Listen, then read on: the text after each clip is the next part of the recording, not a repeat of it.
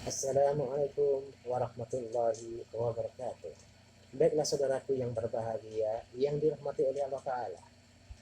Setelah kita bisa mengambil kesimpulan dan pelajaran tentang kematian, di mana kematian itu tidak bisa diundur dan dimajukan, maka pelajaran yang kedua, kita bisa mengambil pelajaran juga bahwasanya mati ini tidak memilih siapapun dan bagaimana orang itu tersebut.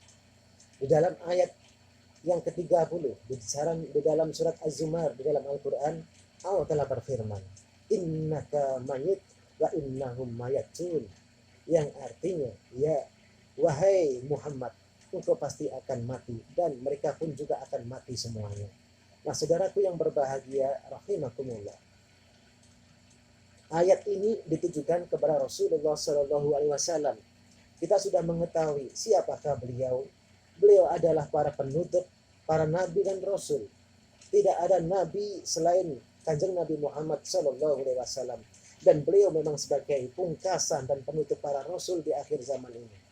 Berarti kalau sudah tidak ada nabi, berarti kita pun sebagai umat yang terakhir di dunia ini, wahai teman-teman. Nah, saudaraku yang berbahagia, pelajaran yang kedua dari kematian, ternyata kematian itu tidak memandang siapapun yang harus mati. Maka seandainya Allah Ta'ala sudah memerintahkan malaikat Israel, bahkan Rasulullah sendiri pun sebagai para penutup para nabi dan rasul, sebagai manusia yang paling sempurna, sebagai laki-laki yang benar-benar luar biasa, yang dimana beliau ini adalah benar-benar dirindukan, dicintai, disayangi oleh seluruh penduduk langit dan bumi ini, mana kalau Allah Ta'ala sudah menyuruh malaikat Israel untuk mencabut nyawanya, maka tidak ada pun manusia yang mampu untuk menolaknya. Rasul pun demikian, teman-teman. Beliau wafat di usia 63 tahun di kota Madinah Al-Munawwarah. Saudara sekalian yang saya hormati, kalau Rasulullah SAW sendiri pun itu harus wafat, apalagi kita sebagai umatnya. Nah, sebagai sebuah renungan, kalau Rasulullah sendiri yang maha, yang benar-benar mulia, yang benar-benar manusia yang suci, manusia yang benar-benar sempurna di muka bumi ini, itu pun harus menghadapi tangan malaikat Israel. Nyawa sebagai diambil oleh malaikat Israel. Apalagi kita. Nah, teman-teman yang terhormat dan yang dimuliakan oleh Allah Ta'ala. Ternyata kematian ini tidak memandang entah itu mempunyai diskriminasi, tidak memandang masalah etnis, tidak memandang masalah geografis, tidak memandang strata ekonomi. Walaupun dia itu ada raja, maka raja itu pun kalau sudah saatnya mati, matilah dia. Nah, walaupun dia itu sebagai rakyat jelata, kalau memang sudah saatnya mati, maka matilah dia. Walaupun seorang jenderal itu harus mati, maka mati pula sang jenderal tersebut. Apalagi mohon maaf seorang hansip.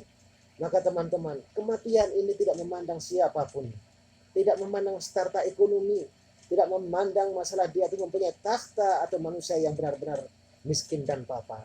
Semua kalau sudah mengalami mati, pasti akan menghadapi kematian tersebut.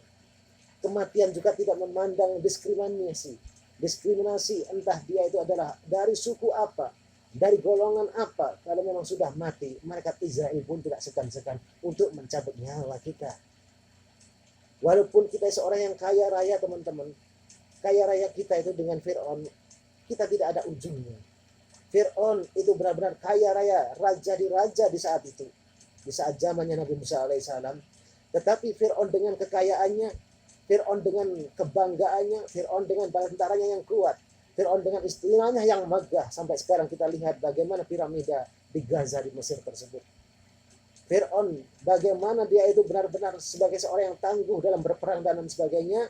Tetapi teman-teman, semua itu harus menghadapi ajal dan kematian. Fir'aun pun mati dalam tenggelam di Laut Merah.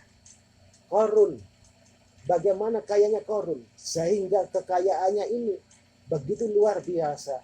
Kekayaannya, kuncinya, gudangnya saja ini harus dipikul oleh 7 onta. Saking banyaknya kunci tersebut, teman-teman.